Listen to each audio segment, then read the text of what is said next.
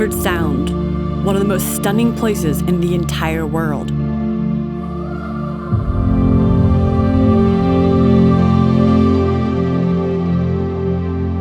A place that is rumored to be so jaw-droppingly beautiful that it makes your heart tighten and tears come to your eyes. Would New Zealand's gem and the 8th wonder of the world live up to its hype?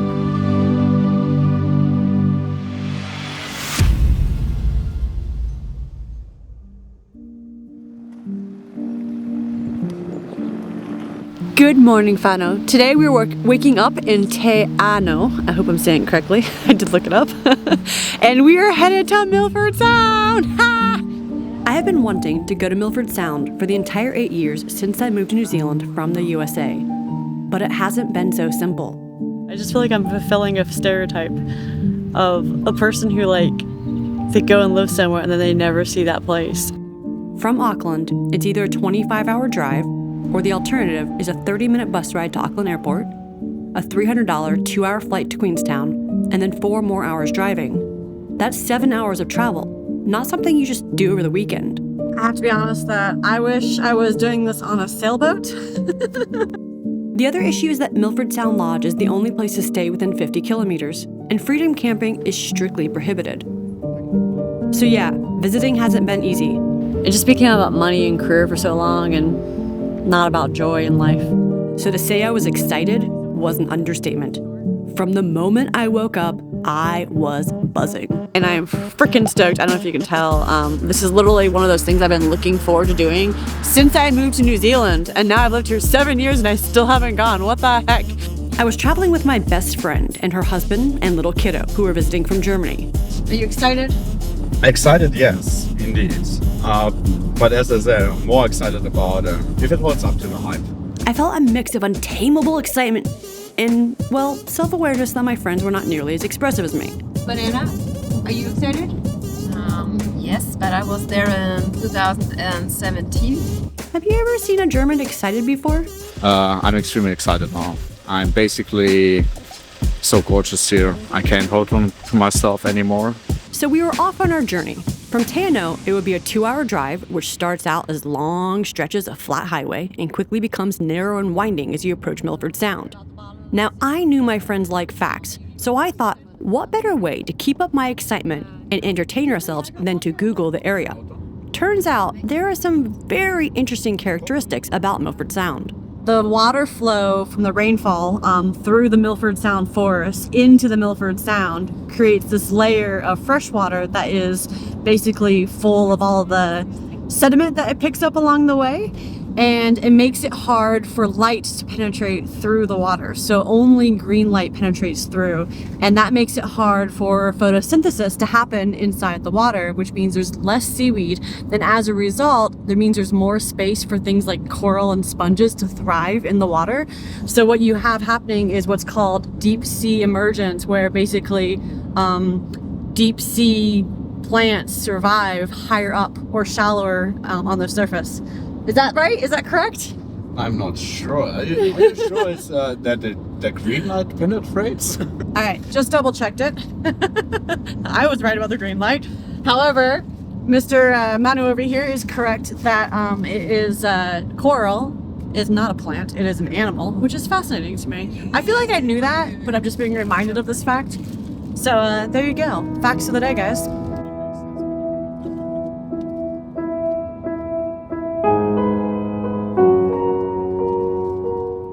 I had been deeply worried that Milford Sound had been built up too much in my mind and that I would be disappointed as a result. I'm super stoked. It feels like, how can it let me down, right? Right, Milford Sound, right? I even almost decided to skip the boat cruise altogether because I thought it was too much money. But given how much it had taken for me to get here, there was no way I was missing out.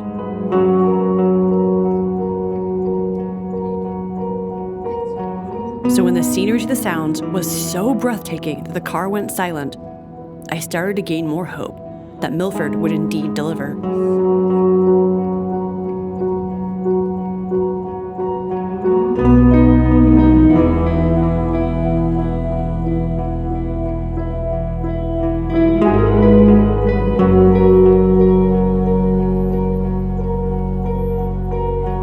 As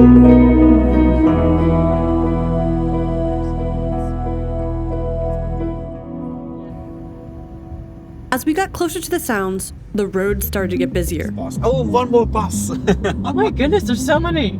With over 1 million visitors per year, that's unsurprising. But as the cars started to back up and red cones started to appear, well, once again, the anxiety about Milford not delivering started to appear. Would it be too busy to enjoy?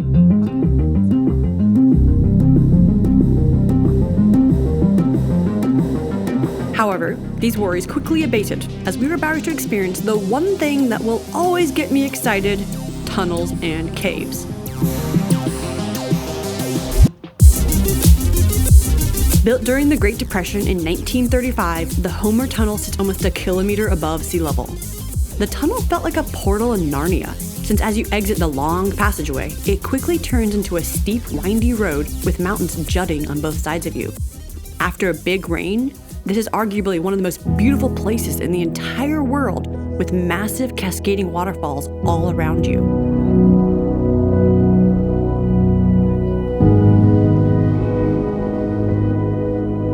I hadn't even arrived yet, and I could already feel my heart clench, my eyes water, and my brain ignited, trying to grasp that places like this actually do exist in the world. Somehow, my life had allowed me to be right here, right now, experiencing this. How had I been so lucky in life?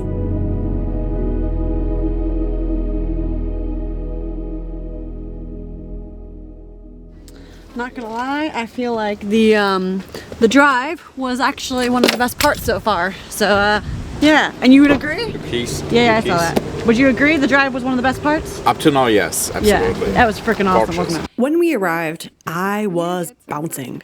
Are you ready, little munchkin? Are you ready? I was in this weird place where I wanted to experience my full feelings, but again, I was also super conscientious that I was overwhelming my friends, who were way less expressive. I'm laughing, basically. Yeah. And from show me how Americans get excited. I can't do that. I'm not No, gonna try, just understand. try, please. Come on, try. Might it be that I'm American? How Americans would do that? I'm so excited! Look at that, that's a mountain. Might it be that it took me 8 years to get here?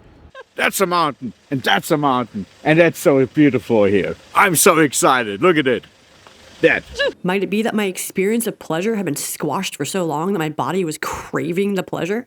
Are you excited? Is that funny? You thought Are that you was funny, excited? didn't you? Oh. But alas, the roads had been crowded and we were running late.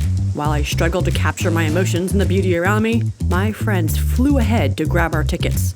So as you can see, it's very crowded. Milford Sound apparently gets 500,000 to 1 million visitors per year. That's like, what, 1/3 to 2/3 of the total South Island population? This is crazy. So many people. Well, this is casually really pretty. So you are here and we need to go here.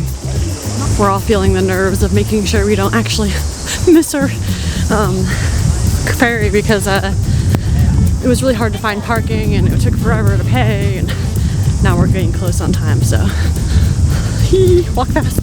The visitor center was packed. Buses lined the parking lot. People lined up to get on their cruises. The bathroom lines were dozens deep. And despite how numerous people normally make me feel, I continued to feel this constant state of happy anticipation. Like one of those days where the rudest comment, your favorite cup breaking, or a rip in your favorite jacket leaves you saying, she'll be right. So excited. Honey? They're loading, they're loading. It's time to go, they're loading. Yee. Yay for standing in line. I love lines. Are you it- British? Yes. British love queues. Some love queues too, but for a completely different reason. British basically love them because they just love them, but Germans, they like to get angry at others, and in a queue you have a lot of Opportunities. basically constant opportunities to get Yeah, angry this at is different going people online, and on right? yourself too. So that's so German. That's our boat. Yay! Finally, it was time to get on our tour boat. I couldn't believe how many people they were going to pack on board. Hell yeah! Say it again. Wow. Bye bye, Will. even more so, I was curious, how are they going to get this giant crowded boat out of a teensy-weensy harbor? So as a boatie, I have to say, it's crazy seeing the boat completely spin around in the channel and then go through the markers. Like, there's not a lot of space in here. It's really deep though, so that's pretty cool. Feels like we're going faster. We're only going about 10, 11 knots. Definitely feels like we're going way more than that. So far, excellent. But alas, while the boat itself was a major interest, the views were too magnificent to ignore. And being someone who is constantly curious and craving information, my interest was piqued when the overhead speaker began to tell about the sounds. Fine days here, we only have 3 permanent waterfalls. It gets kind of boring here when it hasn't rained for a while. So Milford Sound is the wettest inhabited part of all of New Zealand, with some days getting at least 10 inches of rain. Isn't that crazy? 10 inches? It's like a foot of rain. Now, it was cold outside, so the top deck was mostly free for me to enjoy the scenery and take photographs and video. Except every 10 minutes or so, the guy who was telling all the facts would announce that something special was coming up and urge everyone to go up top. Suddenly, the platform would become swarmed. I found I had to listen closely to the facts before he made the urging in order to ensure I got the shot I needed before the crowd swarmed. When the crowds came up though, up came my friends. Are you sleepy, man? Are you sleepy? Tired. Yeah. And we all mutually agreed on one part of this experience. The skipper was fascinating. Actually, a big shout out to the captain. He's doing a magnificent job. He must have given his facts hundreds of times every single day. Day in, day out, giving a tour and telling his facts. And you'd think it would get so boring. But as we rounded each and every corner, he continued to spout them off, cracking jokes and clearly having fascination with the area. Well done to the captain of Milford Sovereign. Permanent waterfall, it's always here. And the reason for it, some of this water, potentially 2 million years old, pretty pure. And the reason I know this, there's a glacier meltwater in here from Mount Pembroke Glacier. And just when I was already impressed, the captain took it to the next level.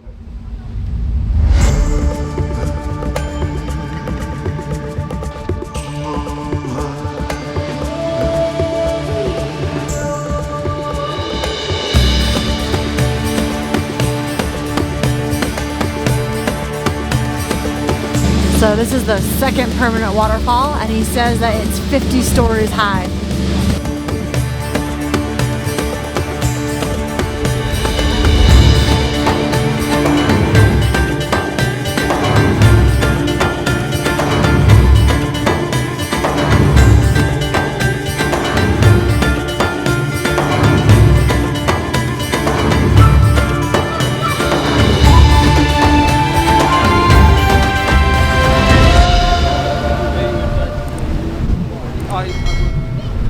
So a lot of people don't realize that Milford Sound is actually a fjord, and the difference is that a sound is a river valley that's been filled versus a glacier, or a fjord has been carved out by a glacier. What's interesting about it being a fjord is it means it's quite steep, and apparently it's 250 meters of depth below us, even though we're like super close to the rock wall here, and the mountains up next to us jut up 1,500 meters, 3,200 feet, something like that. Like, that's what makes this so profound, is how much it juts up.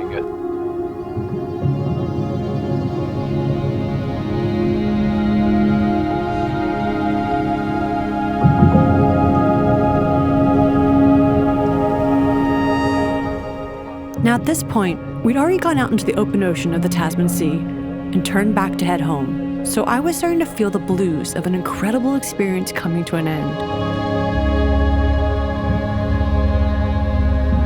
Just then, though, we rounded a corner, and for the first time in my life, I saw a glacier.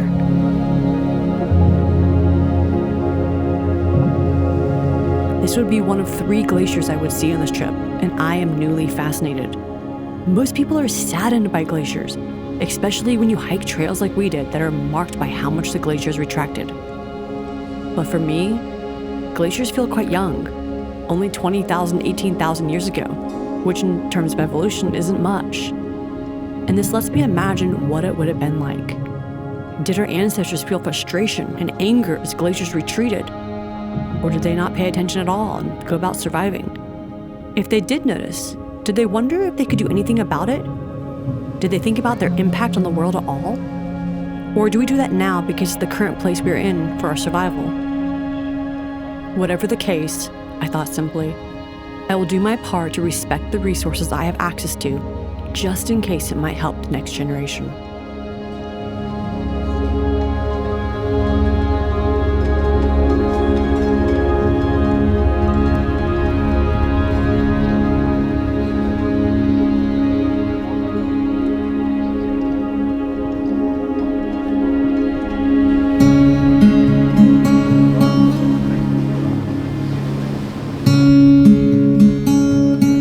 As we came into the harbor, we were graced with one last look at Bowen Falls, and I couldn't help but feel melancholy. I knew we were on to more cool places, such as Queenstown, New Zealand's adventure capital, but also, it felt like nothing could live up to Milford Sound. Ever, in the entire world. I knew I'd feel like it would end too fast, but I feel sad. It just feels like this magical heavenly place. And now it's ending. Apparently, there's a myth or a legend that the goddess of death created the sandfly to make this place uninhabitable and unfriendly to be at, because sandflies suck. They bite you and just leave you living itchy marks everywhere. And that was her way of keeping humans from destroying this beautiful wonderland. Thing is, when you, for example, climb big mountains or you do spectacular things in nature and nature overwhelms you basically, you kind of get the feeling of meaningless, that you're basically non-existent, which itself means that you're basically immortal that way. So it reminds with the sandflies that you're still mortal if you get basically you're transferred back to the state of yeah, I'm still just here. It's when nature overwhelms you, the sandflies come and put you back in the state of mortality, basically. Yeah. Interesting. I like that theory. That's cool. That's awesome. So did Milford Sound live up to the hype? Well, I think it would be sad if any of you came here and then said you hated it. But the reality is, it was crowded. It books out fast, and there's not a lot of freedom to experience the sounds without a boat or a guide. But more importantly, your ability to enjoy the experience is highly correlated to the mental space you're in. It took me 8 years to get here, and I am finally healing from some really traumatic experiences. I'm in a place of finally seeing the light again after a long period of darkness. And that has translated to Milford Sound being a symbol of beauty and life at exactly the time I needed it. So, do I think it's worth the hype? Yes. Do I think you're going to enjoy it? That's entirely up to you.